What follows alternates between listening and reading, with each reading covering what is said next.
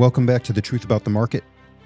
I'm Jason Zilberbrand, president of VREF, longtime aviation appraiser, and someone who spent more than 3 decades living and breathing this industry. I've worked with everyone from celebrity aircraft owners to Fortune 50 flight departments. I've testified as an expert witness in federal court, and I've watched more market cycles than I can count. Before we jump in to today's episode, I just wanted to say a quick note that this podcast is completely independent. We don't take sponsors. We don't run ads. No one pays for my opinion. What you hear today is just the truth, unfiltered and unbiased. So let's jump in today's episode. And today's truth is NBAA still relevant? Every year, tens of thousands of people flood the show floor. OEMs unveil billion-dollar jets, brokers hand out embossed cards, and vendors promise AI, automation, and disruption. But is NBAA still driving business aviation forward? Or are we just showing up because, well, it's what we've always done? So let's be honest. NBAA has been the industry center of gravity for decades. But the world around, well, it's changed. And it's changed faster than any trade show can keep up. You know, back in the early 2000s, NBAA wasn't just a trade show. It was the place where deals got done. You could walk the show floor and literally see contracts getting signed. The static displays weren't photo opportunities. They were where buyers touched the product before wiring millions of dollars to purchase. OEMs launched game-changing aircraft, like the G550 and the Falcon 7X and the Phenom 300, right there. That is where the industry converged. Appraisers, brokers, lenders, insurers, buyers, all of them in one place. It was also the heart of advocacy. It was a unified voice, defending business aviation in Washington. When I started VREF, NBAA was the one event you didn't miss. And I'm going back now, even before VREF. I'm going back to the JSSI days. You came home hoarse from talking. You came home with a stack of leads. And guess what? Those leads, that's what I lived off of as a salesperson for probably the fourth and better part of the first quarter for many, many, many years. This episode is brought to you by VREF, the trusted name in aircraft valuations and appraisals. Whether you fly a piston single or manage a business jet fleet, VREF keeps you grounded in data that matters. Visit VREF.com to know what your aircraft is really worth before you buy, sell, or finance. So, somewhere along the way, NBAA became more about optics than operations. OEMs now launch online or at smaller regional events or usually, at least what the trend has been recently, is not announcing anything at NBAA. Exhibitors spend fortunes for diminishing returns. Many attendees are insiders selling to other insiders, and you can't measure a return on investment by the size of your booth. But try telling that to the marketing department. The result, it's a trade show that feels more like a reunion than a marketplace. The same people talking to the same people about the same things. And those conversations are great, but how many actual deals are closing? Has NBAA become an echo chamber for the already converted? And to be fair, NBAA does still bring value. Its advocacy remains crucial. There is no other organization consistently defending business aviation's interests in Washington.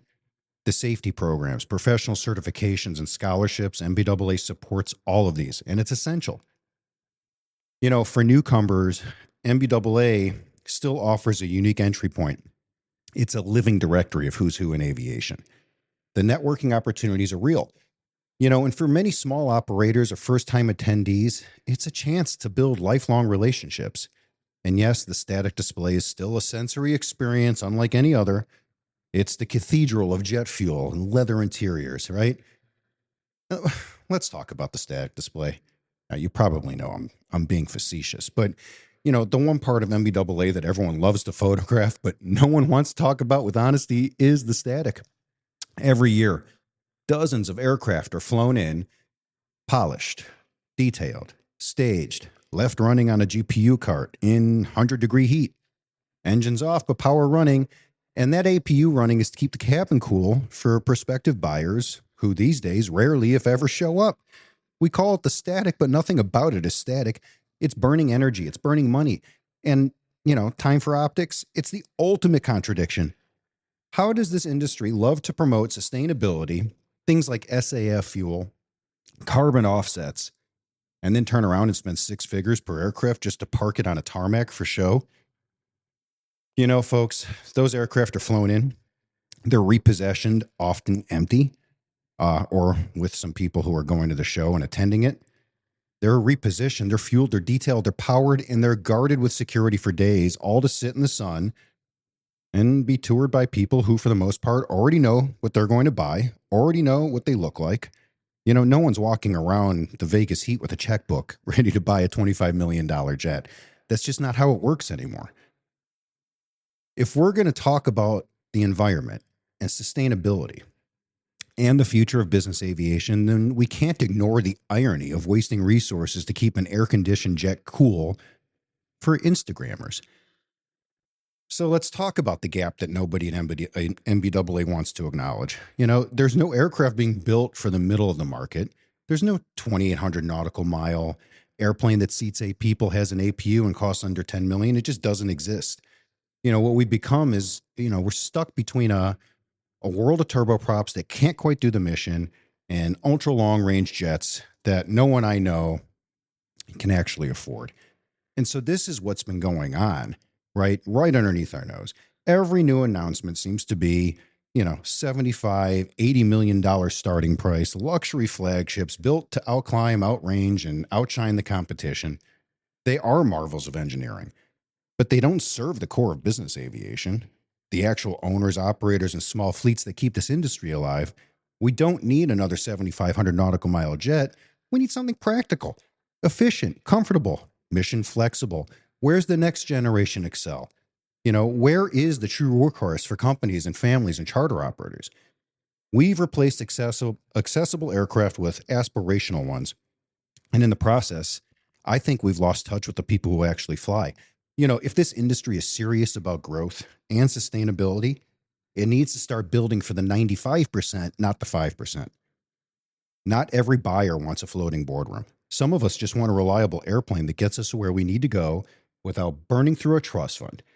Innovation shouldn't mean bigger and more expensive. It should mean smarter, leaner, and built for people who actually use these aircraft. The fact that so many so-called industry analysts miss this point entirely is proof that they're either being paid for their commentary or they're just truly disconnected. Baby boomers bought jets to be seen, and their kids or my friends, they buy access to stay unseen, right? Travolta parked his 707 in his driveway because it was a statement. Today's heirs fly charter and fractional to stay under the radar. The friends of mine that have inherited their parents' wealth at this point, they go to extra lengths to demonstrate how they're not flaunting their wealth. They'll fly in the middle row of economy class with their 5 kids just to do it. NBAA still markets to yesterday's buyer profile, but the next generation doesn't want the photo opportunity. They want the discretion. If you're tired of guessing on aircraft values, try the new VREF online. Real-time data, quarterly updates, over 900 models at your fingertips. That's more than anybody else in the industry. From residual value forecasts to depreciation trends, it's the only platform that's trusted by every lender, insurance company, and aircraft professionals worldwide. Subscribe today at vref.com and start making decisions based on facts, not feelings. So, if you want proof of what the market actually wants, look no further than the Embraer Phenom 300. Since its debut in 2009, the Phenom 300 has been the best-selling light business jet in the world. Embraer can't build them fast enough. The backlog stretches years in the future because the aircraft hits the perfect sweet spot. Fast, comfortable, efficient, and affordable to own and operate. I've heard a couple analysts recently say that Embraer needs to be building big aircraft. but I would question whether or not that's the case. We do remember the lineage. Nonetheless, instead of doubling down on that success, why would they be tempted to chase the large cabin or long range market? It's already dominated by Gulfstream and Bombardier. But in my opinion, I don't see anybody asking for another $80 million ultra long range jet. The world doesn't need 7,000-mile vanity projects. It needs a practical, capable, cost controlled airplane that sits somewhere between the Phenom 300 and the Praetor 500. Maybe we call it a super Phenom. We live in an era where more aircraft are sold via Zoom than on a tarmac. The digital revolution has transformed how buyers, sellers, and finance companies operate. The next generation of owners expect data-driven decisions, instant transparency, and a measurable return on investment, not 3-day conferences in Vegas heat. Sustainability and practicality now carry more weight than polished displays. If NBAA wants to stay relevant, it needs to stop thinking like a convention and start acting like a community. That means year-round engagement, maybe online tools and webinars to access verified aircraft data. It means becoming a living marketplace, in my opinion, not just a year or an annual reunion. Imagine NBAA with built-in research tools, policy tracking and sustainability reporting, maybe a digital hangar where buyers and sellers can connect globally, or better yet, maybe a smaller convention sans the static altogether. There are so many cities in North America that are at the epicenter of aviation. It's almost embarrassing that NBAA hasn't held an NBAA convention in Dallas since 1997. Instead, since 2002, with the exception of 2 shows in Atlanta, we have been stuck in this endless loop of Orlando-Vegas repeat.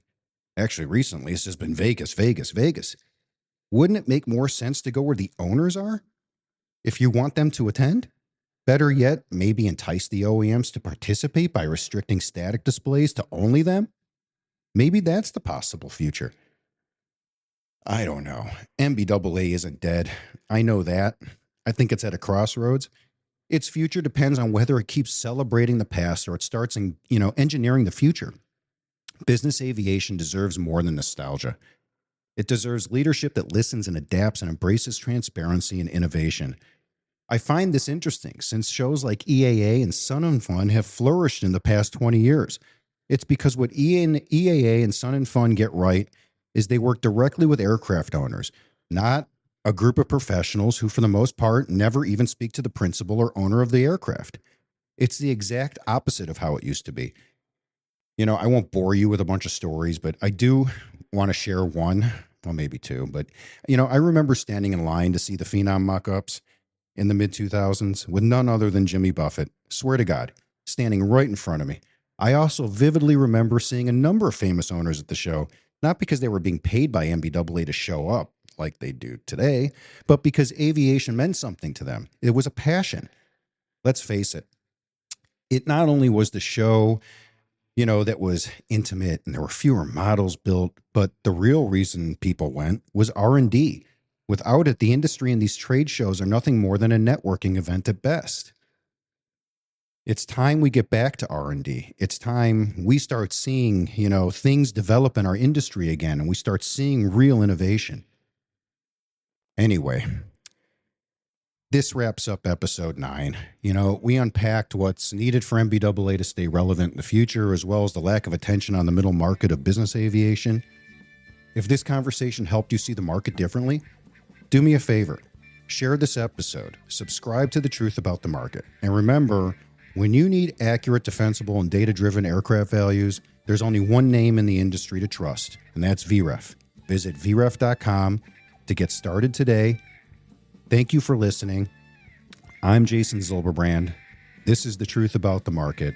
Until next time, fly safe, stay smart.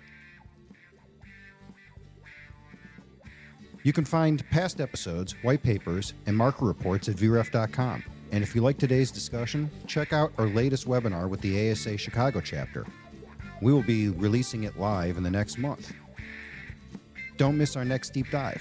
Follow The Truth About the Market wherever you listen, and grab the latest VREF data at vref.com.